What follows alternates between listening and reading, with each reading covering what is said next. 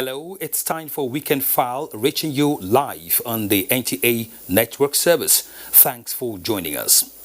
From the moment the first case of COVID-19 was reported in Nigeria February this year, the federal government and relevant agencies initiated several health, economic, security and social responses to contain the disease and its impact on the society.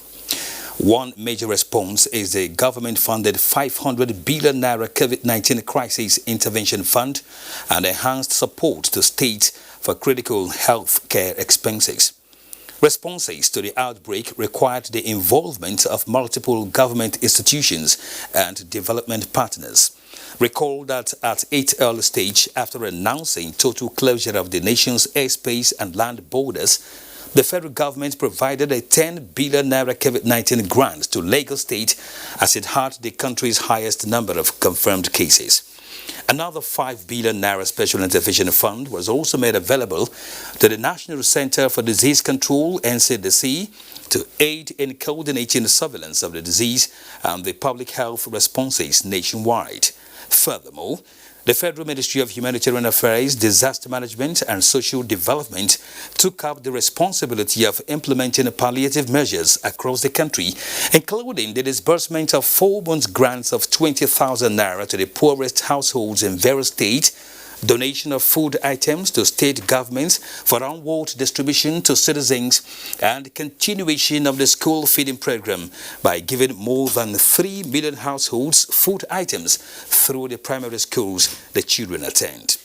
The federal government equally constituted a presidential task force on COVID-19 with membership from various MDAs with the mandate of coordinating a multi-stakeholder response to the pandemic while providing technical and material support to states to manage the outbreak, amongst other things.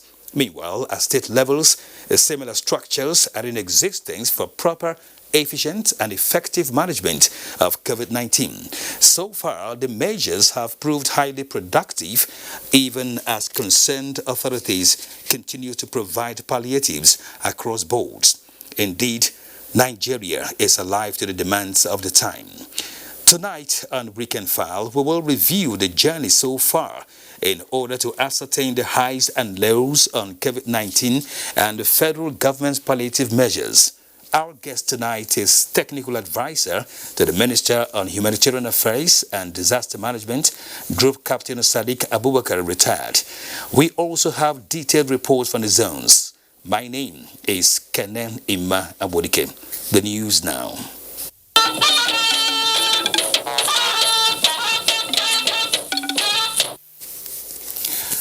A high-powered ECOWAS delegation led by former President Goodluck Jonathan arrived Mali earlier today, pushing for a speedy return to civilian rule after a military coup.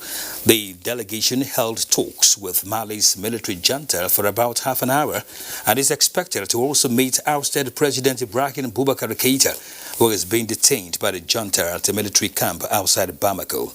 The delegation plans to meet with all stakeholders with the hope that peace will be restored as soon as possible.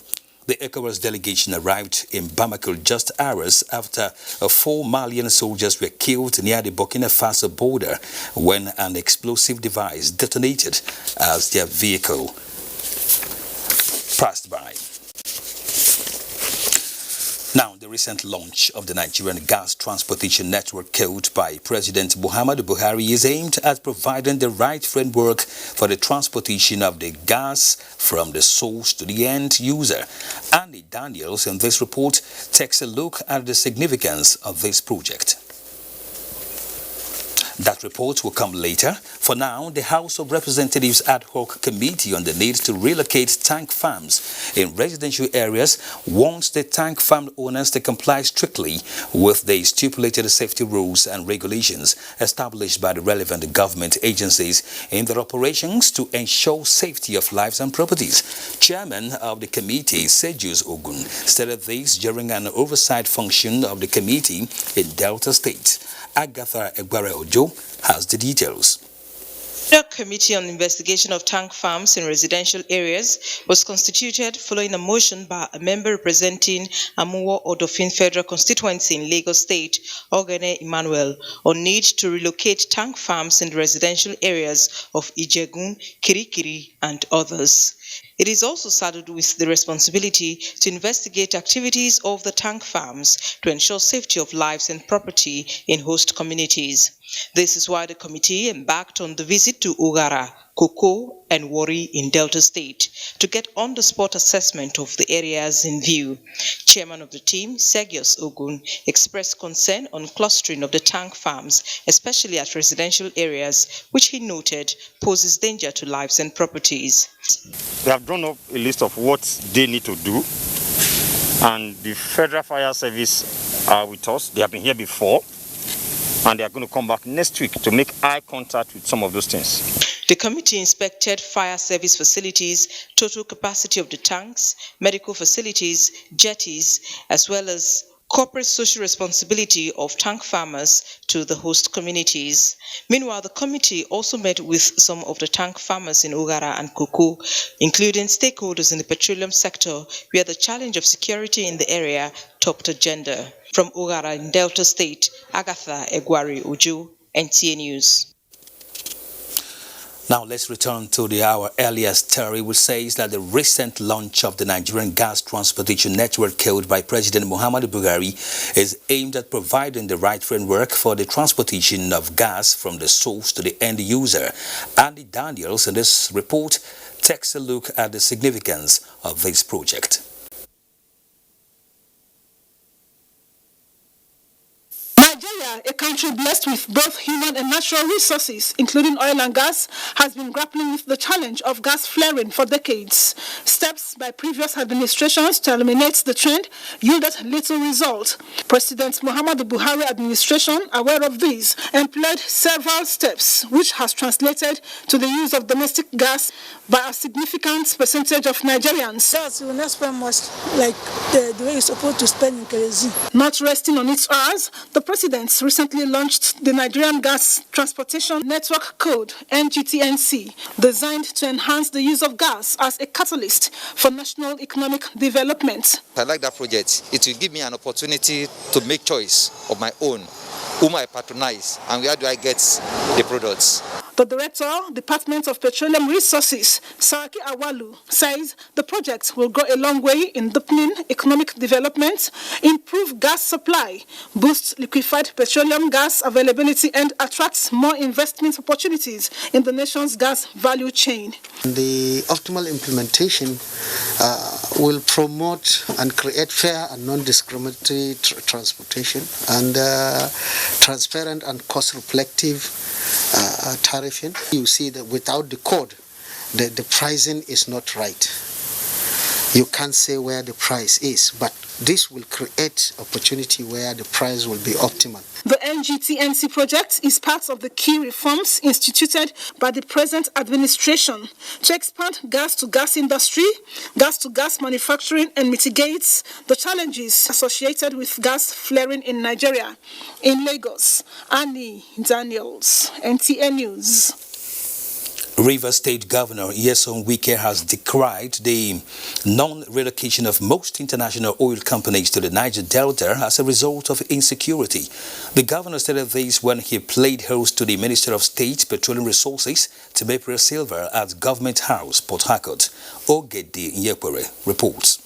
The Minister of State for Petroleum, Timothy Silva, was accompanied on the visit by the Board of Directors of the Nigerian National Petroleum Corporation, NNPC, and its Group Managing Director. They are in the state to ascertain the state of affairs at the Port Harcourt refinery, where rehabilitation work is about to commence. The minister commended the Rivers State government's efforts in the area of security, noting that the state occupies a prominent place in the oil and gas sector. The petroleum product sector, subsector, has been deregulated. That means that that subsector has been enabled to function as it should. And in Port Harcourt, we have 2 refineries and a third refinery to be co-located within the same area, which means this is going to be a major center of refining in Nigeria. Governor Wike bemoaned the excuses of insecurity always put up by the international oil companies for non-relocation of their head offices to the Niger Delta region, saying the region is safe for investment. Who are those causing the insecurity in Niger Delta? They begin to project as if there's so much insecurity in Niger Delta. It's not correct. Niger Delta is safe. He tasked the NNPC to see to the rehabilitation of the road leading to East Facility in Port Harcourt. Oge Dinyekwere, NTA News. Revenue generating agencies complying with regulations on remittances to the Federation account will receive necessary legislative support for them to improve. On the other hand, those that fail in this regard will risk being taken off the national budget in the 2021 fiscal year. This was made known by the Joint Senate Committee on Finance and National Planning at the continuation of his public hearing on the 2021-2023 NTA fiscal strategy paper. John Yaku has details. The Nigeria Customs Service on how to improve revenue in the coming years noted the challenges of the free trade agreement, but hopes that the end of COVID-19 will improve imports while calling for review of import levies. I have found out from my colleagues, customs heads, it's only Nigeria that we allow Coca-Cola to produce and pay nothing.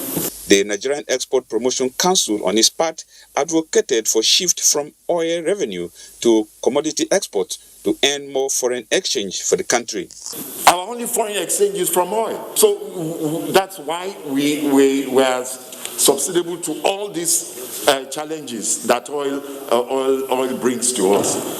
Minister of State for Budget and National Planning, Clem Agba, the NNPC and the DG Budget Office agreed on a proposed $40 per barrel benchmark, 379 naira to the dollar exchange rate, and oil production rate of 1.7 million barrels per day, in line with the OPEC production cut. Draft 2021-2023 MTF FSP has been prepared against the backdrop of a global recession and heightened global economic uncertainty.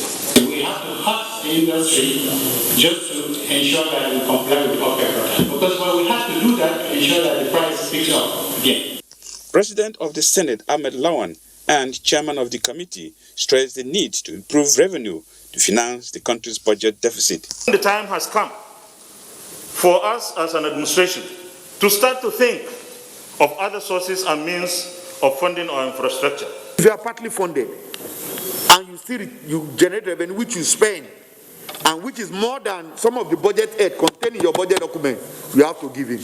Also at the hearing was the Director General of Nigerian Television Authority, Yakubu Ibn Mohammed. The digitization of NTA was supposed to have commenced even before the DSO was introduced. But like I said, out of the 5 necessities necessary to make NTA a partially commercialized enterprise, only one was put in place. And this is the situation to date. The Federal Inland Revenue Services was urged to deploy technology in the collection of stamp duties. In Abuja, John Yaku, NTA News. In the meantime, the management of the NTA has described as false and malicious a report making the rounds on the social media and some newspapers to the effect that the Senate committee had discovered a financial fraud running into billions of naira in the joint venture arrangement between the NTA and Star Times. In a sharp reaction, the management averred that neither the chairman of this committee, Senator Solomon Olamileko, nor any member alluded to fraud during the entire session.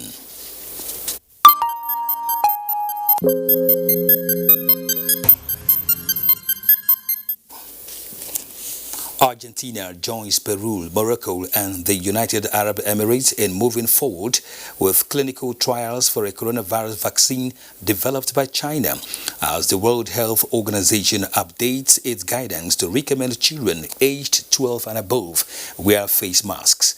Over now to Uche Ogochukwu for Global COVID-19 Update.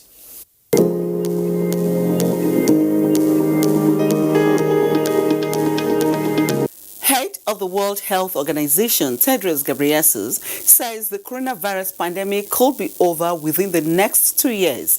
He compares the COVID-19 pandemic to the 1918 Spanish flu, which took 2 years to overcome.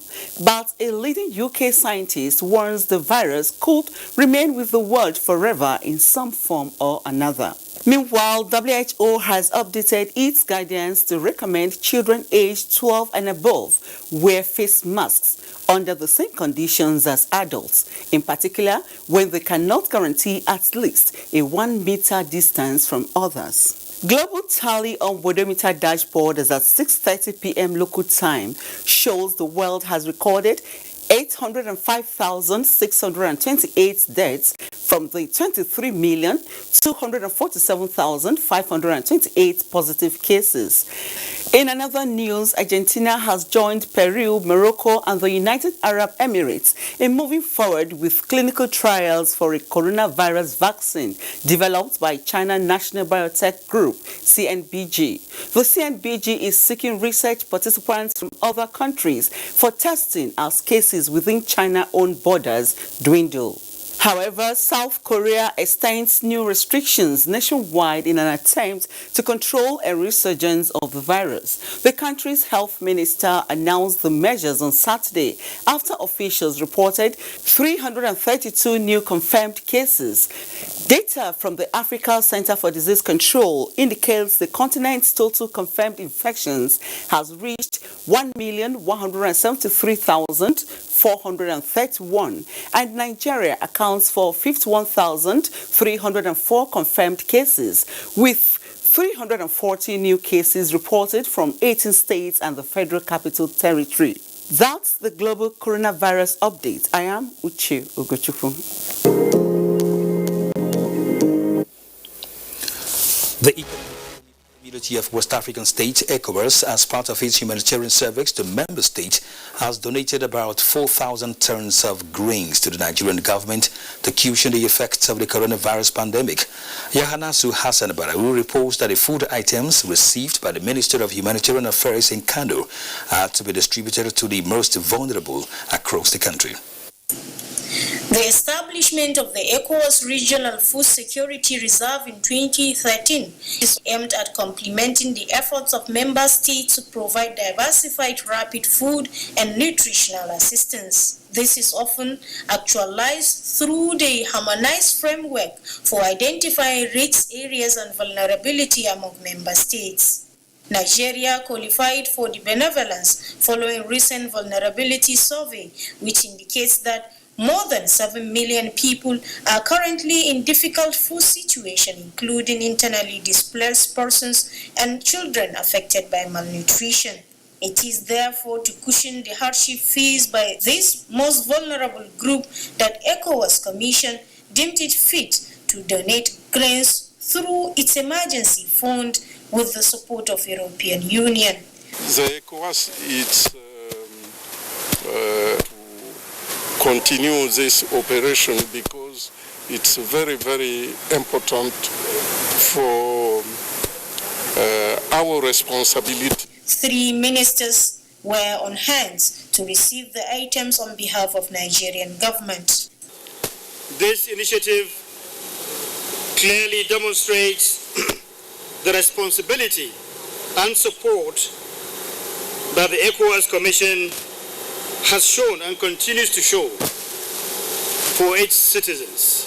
Nigeria has taken notice of the kind gesture by ECOWAS. We rest assured that the 3,999 metric tons of cereals will be distributed to vulnerable. And so we're going to sit down, come up with a plan and a structure that's going to do this distribution. Other member states that have so far benefited from the Regional Security Reserve are Burkina Faso, the Republics of Niger, and Mali. In Kano, Yahanasu Hassan Barawu, NTA News. Meanwhile, Minister of Humanitarian Affairs, Disaster Management and Social Development has acknowledged the role of the media, humanitarian actors, as well as multilateral and bilateral partners as the ministry commemorates the first anniversary of its creation. The minister in a statement notes that it has been a very eventful, interesting and challenging year in which it learns to navigate the peculiar geography of humanitarian interventions, disaster management and social interventions to fulfill the ministry's mandate, describing the president as visionary for creating the ministry which has been in the vanguard of battling the pandemic. Sadia Umar Farouk thanked the president for putting her in the driver's seats of the ministry and acknowledged that over the first 1 year in the saddle, she has gained new insights, learned valuable lessons and emerged with fresh perspectives regarding what works and what does not. Commending the role of the media, the minister described the fourth estate of the realm as both partner and ally, which remains an important stakeholder. The minister emphasized that she and her colleagues remain resolute and committed to fulfilling the mandate which has informed the theme of the anniversary, service to humanity. The minister extended special recommendations to the humanitarian actors and other partners in the humanitarian sector, such as the UN agencies, as well as many other bilateral partners who will continue to provide humanitarian assistance despite security challenge and at greater personal cost. She also acknowledged the sacrifice of those who lost their lives in one theater of conflict or the other during the period. The minister clarified that the ministry's 1 year anniversary compels her and her team to do more in the management of disasters, provision of humanitarian assistance, and the development of social safety nets which help build resilience for the future. Executive Secretary, Nigerian Christian Pilgrims Commission and Chairman, Northern Christian Association of Nigeria, Reverend Yakubu Pam, has called on parties to Southern Kaduna crisis to sift the swords and embrace dialogue. Achari Maxwell reports that Reverend Pam stated this while interacting with religious and traditional leaders of Southern Kaduna. The delegation spent several hours meeting with Southern Kaduna Elders Forum, Southern Kaduna People's Union, SUKAPO, and other community development associations from the axis. The plea to all the groups is to embrace dialogue, no matter their grievances, and find a common ground to broker peace through forgiveness, sincere reconciliation, and above all, love. The first thing is let's stop firing each other at this point. Let's cease the fires so that we'll be able to think well and fashion the way out. For the representatives of the people of Southern Kaduna, reconciliation is the way forward to sustainable peace in the area and beyond. We are ready to cooperate with the government so that if we do that and help the government will also help us. What is the first solution is to return these people back to their communities and resettle them, and then go a step further by apprehending the perpetrators, fish them out, and bring them to justice. As part of the peace-building process in Southern Kaduna, a peace summit for stakeholders is underway. In Kaduna, Achari Maxwell, NTA News. The onus of border security, inter-border cooperation and peaceful coexistence between the government and people should not be seen as the sole responsibility of government alone, but as a duty of every patriotic citizen to participate and contribute meaningfully towards that. Yobe State Governor May Malabuni stated this in Damaturu while receiving his counterpart from Difa province in the neighboring Niger Republic, who came to strengthen relationship between the two states in different countries. Yunusa Suleiman reports. Nigeria and the Niger Republic are two West African neighboring countries with long-standing relationship. Difa region in Niger Republic, neighboring Yobe and Borno states, is one area that its people share common culture, language and religion, with socio-economic activities thriving between them, dating back decades, a long history of peaceful coexistence. These antecedents informed the decision by the governor of Difa region, Issa Laminu, to lead a high-level entourage on a working visit to Yobe State, where he met his counterpart and discussed issues bordering on security, trade, education, and socio-cultural activities between the two neighbors. Governor Memala Buni, represented by the Secretary to the State Government, Baba Malon Wali, presented a letter to the Governor of Difa offering free scholarship to 5 indigenes of the area at Yobe State University. This visit will serve as avenue for further cementing long-cherished brotherly relation. Issa Laminu, however, lamented over the persistent insecurity that has crippled trading activities at the border between Yobe, Borno in Nigeria, and Difa in Niger Republic, calling for collaboration through the Lake Chad Basin Commission to arrest the situation. In the Matru, Yunusa Suleiman, NTA News. Now, the lawmaker representing Katsina East State constituency in Benue State House of Assembly, Jonathan Abwidie, has been remanded in prison over alleged criminal conspiracy and kidnapping. The lawmaker, alongside one Mr. Dennis Zwambo of Katsina Town, were accused of conspiring with other suspects now at large to snatch a Toyota Hilux van and other valuables belonging to Apin Public Health Initiatives along Katsina to Donga Road in Katsina local government area of Benue State. According to police investigation, they were arrested with the said vehicle. It was further alleged that the vehicle was snatched at gunpoint by the wanted and notorious kingpin Tewase Agwaza Elias Ghana, who also abducted the staff of Apin Public Health Initiatives and later collected an unspecified sum as ransom before releasing the abducted staff. The court ordered the remand of the lawmaker and Mr. Zwambo at the Makudi Correctional Center and adjourned the matter to October 12th for further mention. Tonight, we will be looking at federal government palliative measures to reduce the effects of the coronavirus pandemic on vulnerable Nigerians. Our guests, Group Captain Sadiq Garba Shehu, retired, is still standing by to enlighten us on this, but that will be after this break and some reports from our correspondents. Stay with us. The Nigerian Army invites applications from eligible Nigerians for commission into the Nigerian Army as Shore Service Combatant and Direct Shore Service Commission officers. Applicants must be Nigerian, male or female. The ages for Short Service Combatant is between 23 and 27, while those applying for Direct Shore Service Commission must be between ages 20 and 30, and medical consultant should not be more than 40 years of age by January 2021.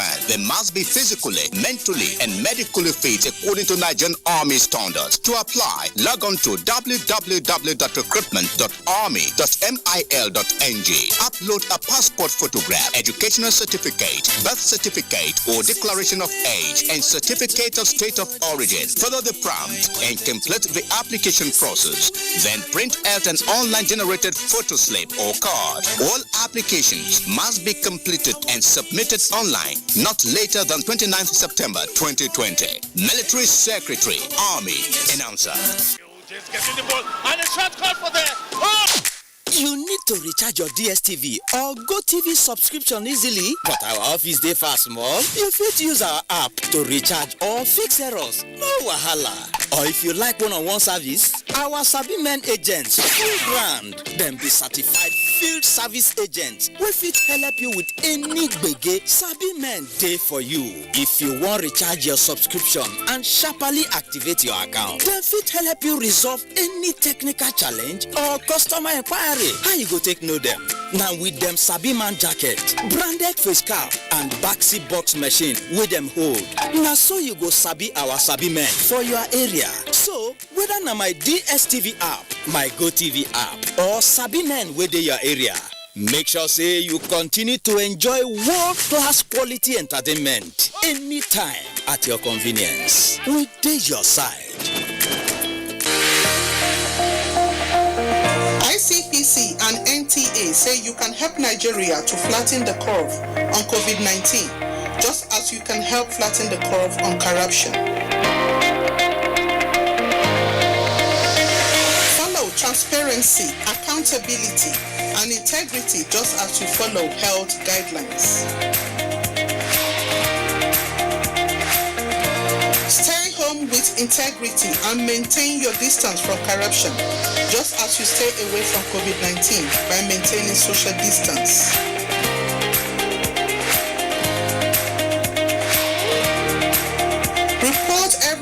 corruption to ICPC just as you report COVID-19 to NCDC.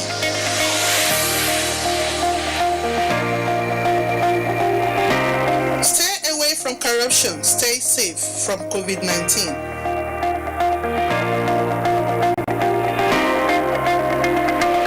Report any act of corruption to ICPC on toll-free number 0800-2255-4272. This message is brought to you by ICPC and NTA.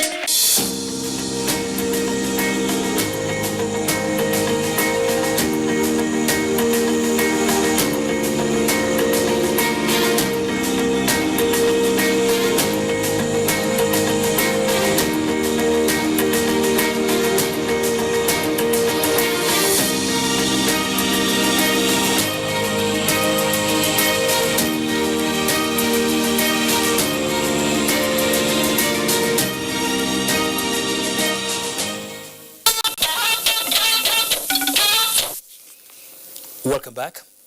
Prioritizing the sustenance of vulnerable Nigerians in the wake of COVID-19 pandemic necessitated the federal government's provision of palliatives to recipients across the country. Adeola Komi-Akere has an overview of how the initiative warmed the hearts of beneficiaries in Lagos.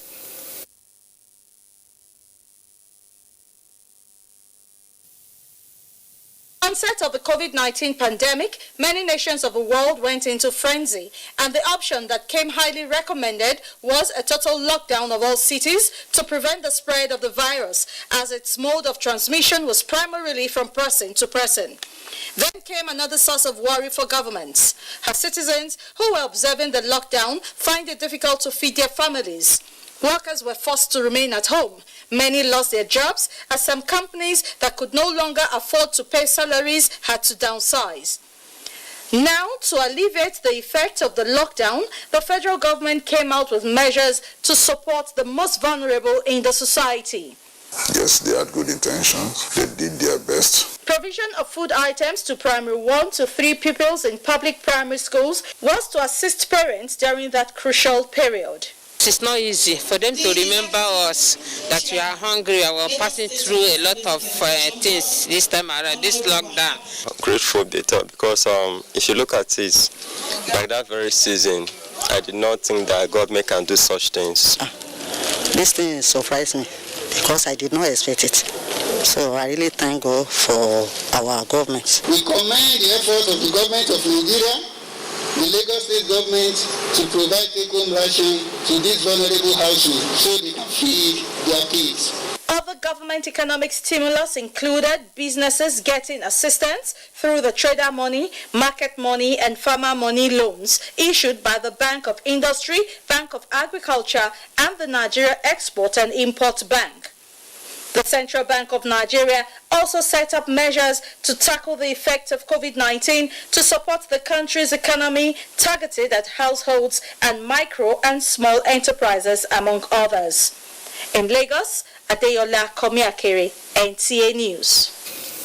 Kaduna State government is set to flag off the distribution of federal government's COVID-19 palliatives. The distribution will target beneficiaries who are in dire need of assistance. Achari Maxwell tells us more. The government released 500 million naira for the first phase of procurement of palliatives, which targeted 72,000 households in 9 local government areas of the state. As the quarantine order lasted, massive donations came in to the government from individuals, corporate organizations, and financial institutions. At the moment, Kaduna State government has received a delivery of assorted and customized food items for onward distribution. According to the secretary to the Kaduna State government, who is the chairman of the palliative committee, Balarabe Lawal Abbas, modalities are being worked out for effective and judicious distribution of these items to deserving individuals. We have to sit down and rely heavily on certain stakeholders, the religious leaders within the communities. We also use the counselors. We use the female groups and the youth, and we created what we call cells for while we are doing this distribution. While the beneficiaries await distribution of the items, the state government says strict adherence to COVID-19 safety protocols remains important. In Kaduna, Achari Maxwell, NTA News. Our guest tonight on Weekend File is technical advisor to the Minister on Humanitarian Affairs and Disaster Management, Group Captain Sadiq Garuba Shehu, retired. Thank you for joining us on Weekend File. It's a pleasure to be with you. There is no doubt the COVID-19 is indeed a pandemic that has adversely affected the entire world. We agree with that. But what will it be your assessments of government intervention plans, towards mitigating the effect of the pandemic on the citizenry? Thank you very much. Just like you said in your background, certainly the COVID-19 pandemic has affected everybody the world over. All countries, whether rich or poor, have been affected to the level of the ravage that has been caused by the COVID-19. In Nigeria, we have to look at things in context. Already, unfortunately, there are some indices that were not in Nigeria's favor, even without the pandemic. For example, we must be cognizant of the level of poverty in Nigeria, which is high.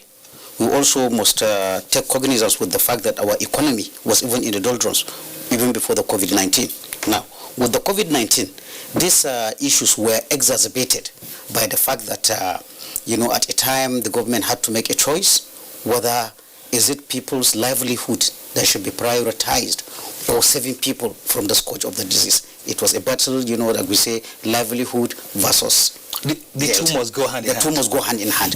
So it's not really easy. Not only for Nigeria but for all other countries. It is not easy striking a balance. There is the level of need, we must agree, far outstrips what is available to support. Okay. So that is why the Mr. President, in his wisdom, the first marching order he gave the Federal Ministry of Humanitarian Affairs was to prioritize the poorest and the most vulnerable. It is always good to look at that. We have many poor people, but he wanted us to prioritize the poorest and the most vulnerable. The poorest of the poor. The poorest of the poor. Okay. So that is how the military set out, with the cooperation of state governments, local government officials, because of course the state governments, you cannot do without them. They are nearer to the people. So for each state at a certain level, while we make sure that what the federal government allocated to each state reaches the state, documented, are received, we leave it to each individual state, just like I saw something you're showing on Kaduna State, for the individual state governments to decide, as far as the palliatives are concerned. And talking of the palliatives, it's also good to differentiate that there were different kinds of palliatives. All right. There were the palliatives in terms of foodstuff, which was given, and then there were palliatives in terms of financial stipend, which were part of an ongoing program under the National Social Investment Program, which has been on 2016.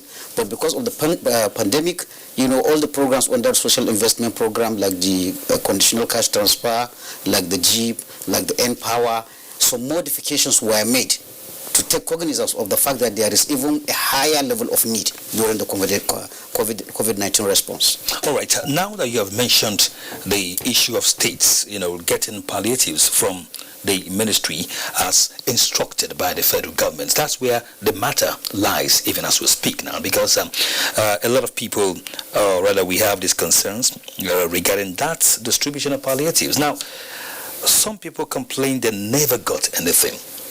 How was the distribution done across states? Why are we getting all these complaints? Okay. In answering that question, let me go at what is the source of the palliative. Now here I'm confining myself to the palliative in terms of foodstuff. Good. Before we go to the palliatives in terms of financial, stipend. There were three sources of the palliatives that were given by government. First, there were some 59 trucks that were donated by the custom through the instruction of Mr. President, which comprises trucks of rice, vegetable oil, and tomato paste, which were seized from smugglers, and the President instructed the custom to donate these products to the Federal Ministry of Humanitarian Affairs to distribute. This was the first set of palliatives that was released.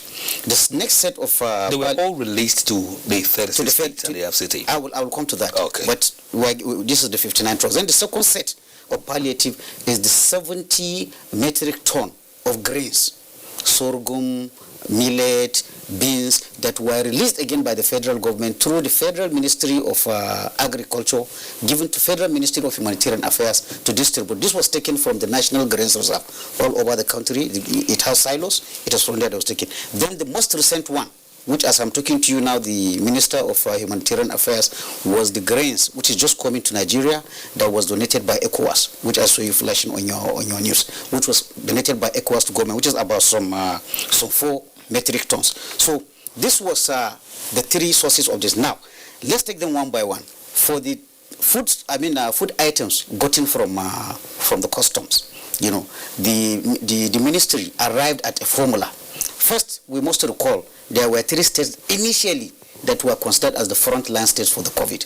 They were the first states to be, locked down. This was Lagos, Ogun, and FCT. So logically, priority as of that time was given to these 3 states in terms of the quantity that was given to the states, in terms of the rapidity of getting the allocation. So these were the states that initially got, these allocations. And then all the other states, depending on the level of how the COVID affect them, depending on the level of population in the particular state, what I can assure you is that these trucks that were given by custom, all has been handed out. They were certified by the relevant bodies as to fit for consumption, and then each state, as I'm talking to you today, has been given their palliative from the custom. It was given under receipt to the government agencies. Some came to carry on their own. Some, it is the ministry that transported these items to them. They signed and collected it. So all the 36 states and FCT have got it. They have it. And those that were transported, there were measures of finding out whether they got to their destination. Exactly. At each point, each state government, somebody signs. I have collected so much amount, they drop, and then they sign, and then we have all the receipts. Group Captain Shehu retired. Let's pause it there and go for a break on Weekend File. When we return, we shall continue with this discussion. Do stay with us. Because I love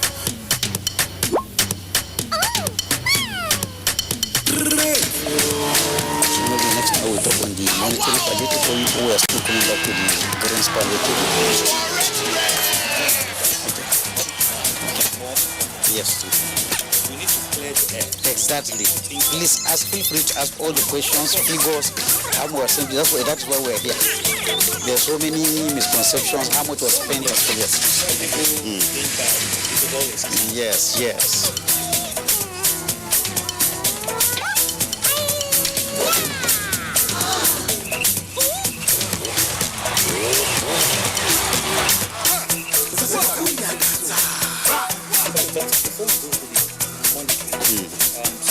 Welcome to Glow's new data plans with night browsing bonus. Dial *777#. Unlimited. Panadol Extra, now also available in a 4-tablet strip at 50 naira only. Panadol Extra, now also available in a 4-tablet strip at 50 naira only. Panadol Extra, now also available in a 4-tablet strip at 50 naira only.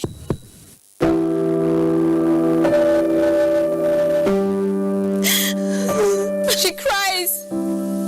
She cries in anguish and in pain. She bears the scourge of her grief. She toils in vain for justice and succumbs to silence. He gloats over his malady. Like a beast, he pounces with no remorse. Her cry means nothing. Her pain feeds her shame. Like an orphan, she's left to grieve in solitude. But no more will she cry in vain.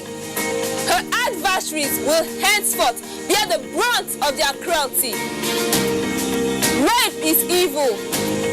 Rape is a plague, a pandemic of monumental consequences. We must unite and kick it out of our society. Connect with NTA and stand against rape and rapists. This message is brought to you by the Nigerian Television Authority, NTA.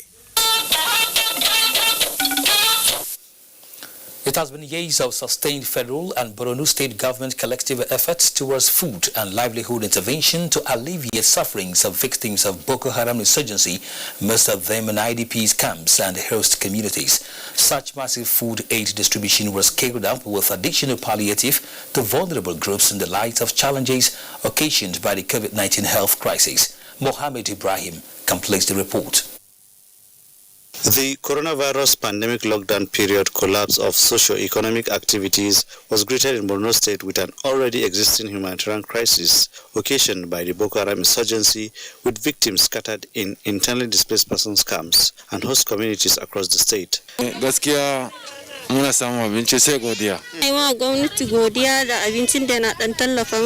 NEMA, the federal government's COVID-19 palliative measures provided 165 trailers of assorted food items, which the agency handed over and distributed in collaboration with the state government supervised by the state governor, Professor Babagana Umar Zulum. The aim of the palliatives was to cushion the suffering of the people during the lockdown. So the distribution started when the palliative was on. As I'm talking to you, the distribution is still on.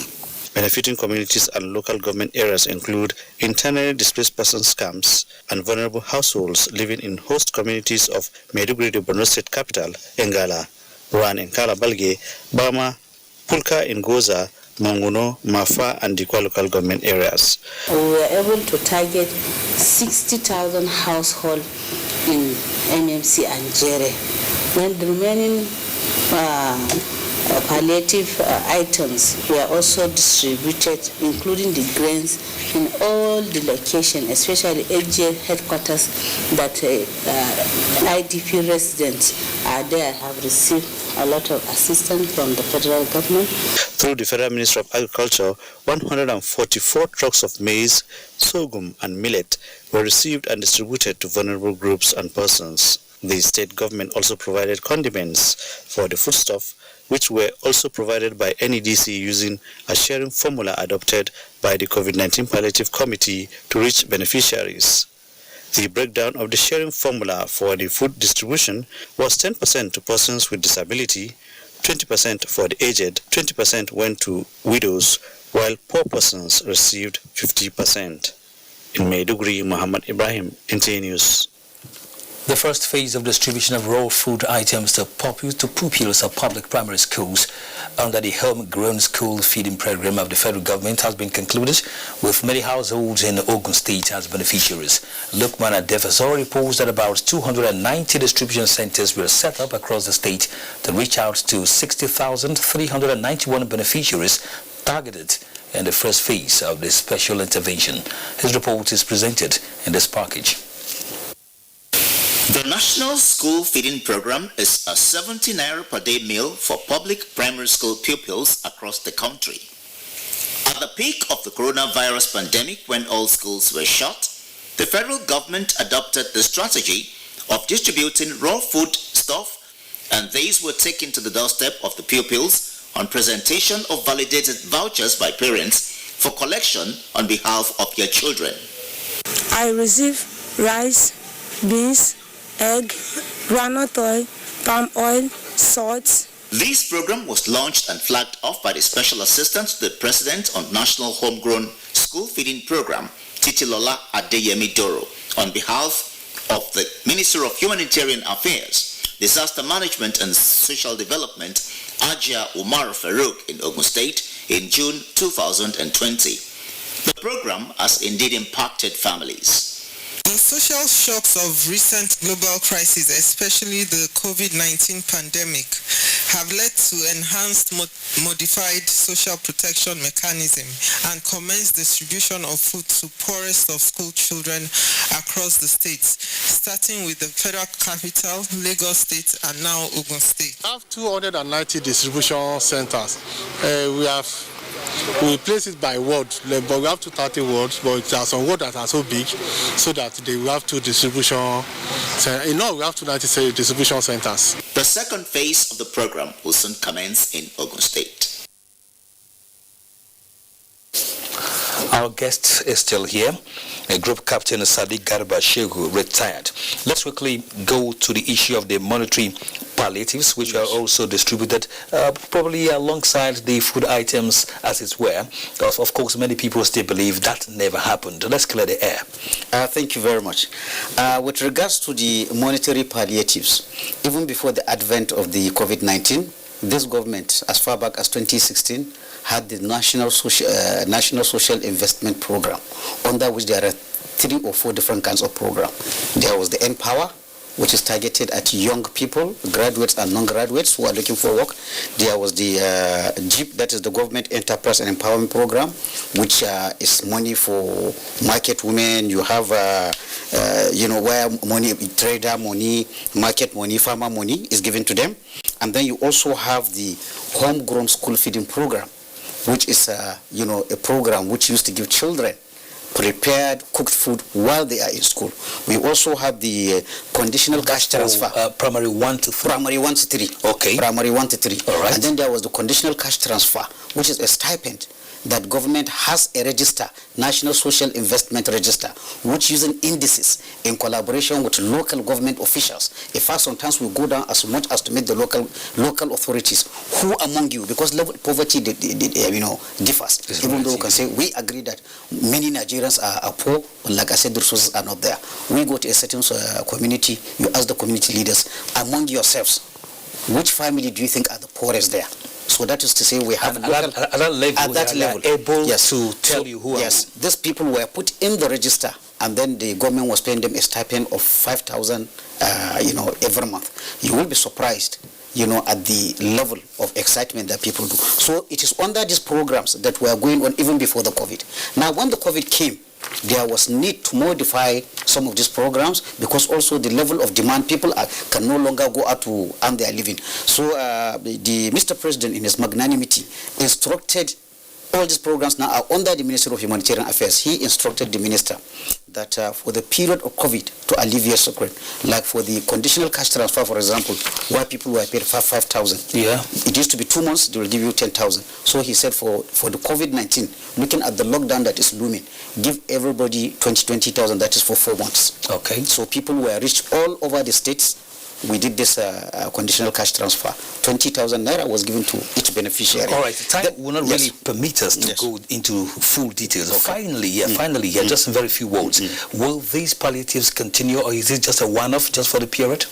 Well, like I told you, even before the COVID, this is part of the federal government program. Okay. So, yes. All right. Yeah. Thank you very much for coming on Weekend File tonight. Thank you very much. We'll be speaking with Group Captain Sadiq Garba Shehu, retired, the technical advisor to the Minister on Humanitarian Affairs and Disaster Management. Let's bring you sports updates now.